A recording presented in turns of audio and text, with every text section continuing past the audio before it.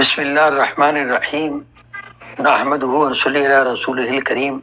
السلام علیکم ورحمۃ اللہ۔ حضرات گرامی، علامہ اقبال کی نظم میں اور تو کے 3 اشعار پہ بات ہو چکی۔ چوتھا شعر آپ کی خدمت میں حاضر ہے کہ دم زندگی رم زندگی، غم زندگی سم زندگی، غم رم نہ کر سم غم نہ کھا، کہ یہی ہے شان قلندری۔ الفاظ و معنی دیکھ لیتے ہیں کہ دم زندگی رم زندگی یعنی زندگی کا ہر سانس، زندگی کی دوڑ یعنی ختم ہونا ہے، یعنی every breath of life is the race of life and that is the end. غم زندگی سم زندگی یعنی زندگی کا دکھ زندگی کے لیے زہر ہے، the sorrow of life is poison for life.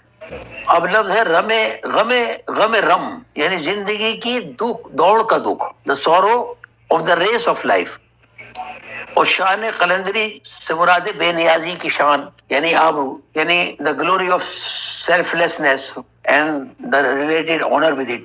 شعر کا مطلب کچھ اس طرح سے ہے کہ زندگی کا ایک ایک سانس جو گزر رہا ہے زندگی کو کم کر رہا ہے اور اسے خاتمے کی طرف لے جا رہا ہے، اور یہ ساری صورتحال ہمیں غمزدہ کر رہی ہے۔ یہ غم فی الحال اور حقیقت میں ایک زہر کی مانند ہے جو آخر کار ہماری زندگیوں کو خاتمہ کر کے رکھ دے گا۔ ہمیں زندگی کے گزارنے اور اس غم کے زہر کو دیکھتے ہوئے اس کی پرواہ نہیں کرنی چاہیے، اس لیے کہ قلندروں کی شان یہی تو ہے، یہ قلندروں کی یہی شان ہے کہ وہ زندگی کے دکھ اور غم کی پرواہ نہ کریں۔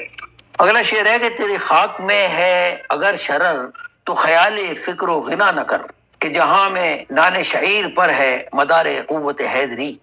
شرر کہتے ہیں عشق کی چنگاری کو، حقیقی عشق کی چنگاری کو رادر، اور یعنی اسپارک آف ٹرو لو۔ فقر و غنا غریبی اور امیری کو کہتے ہیں، یعنی پاورٹی اور ویلتھینس، ویلتھ۔ جو کی روٹی، نان شعیر کے معنی جو کی روٹی۔ قوت حیدری سے مراد یہ حضرت علی رضی اللہ تعالیٰ کسی کفر و باطل کو فنا کرنے والی طاقت۔ آپ اپنے فقر کی بنا پر جو کی روٹی کھایا کرتے تھے، تو چنانچہ مطلب اس کا یہ ہے کہ اے مسلمان، اگر تیرے وجود میں غیرت اور حمیت کی کوئی چنگاری باقی رہ گئی ہے تو تجھے افلاس و عمارت یعنی غریبی اور یا مالداری کے خیال میں نہیں رہنا چاہیے، اس لیے کہ شیر خدا حضرت علی رضی اللہ تعالیٰ عنہ کی تمام تر قوت کا انحصار جو کی روٹی پر تھا۔ اس کے باوجود انہوں نے خیبر کے قلعے کا دروازہ اکھاڑ پھینکا تھا۔ اب یہ چھٹا شعر آ رہا ہے کہ کوئی ایسی طرز طواف تو مجھے اے چراغ حرم بتا، کوئی ایسی طرز طواف تو مجھے اے چراغ حرم بتا، کہ تیرے پتنگ کو پھر عطا ہو وہی شرست سمندری۔ طواف کہتے ہیں کہ اس چیز کے گرد چکر لگانا، اور پتنگا جو پروانہ ہوتا ہے وہ ایک اپنے عشق میں چراغ کے چکر لگاتا رہتا ہے۔ شرست سمندری سمندر کی کسی فطرت کو بھی کہتے ہیں، اور ایک ایسا جانور ہے جو آگ میں رہتا ہے اور اس کی گرمی سے غذا حاصل کرتا ہے۔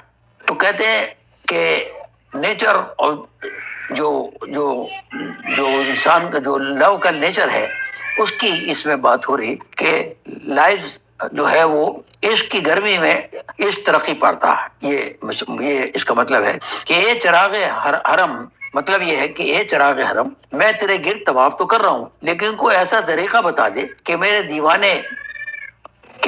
دیوانے پن اور تیرے شیدائی کو مشکلات سے نمٹنے کا اور نبر آدمہ ہونے کا کوئی گر حاصل ہو جائے۔ یہاں یہ شعر ختم ہوتا۔ انشاءاللہ آئندہ 3 شعر اور اس کے ہم اگلی قسط میں لے کے آپ کے سامنے حاضر ہوں گے۔ وآخر دعوانا الحمدللہ رب العالمین۔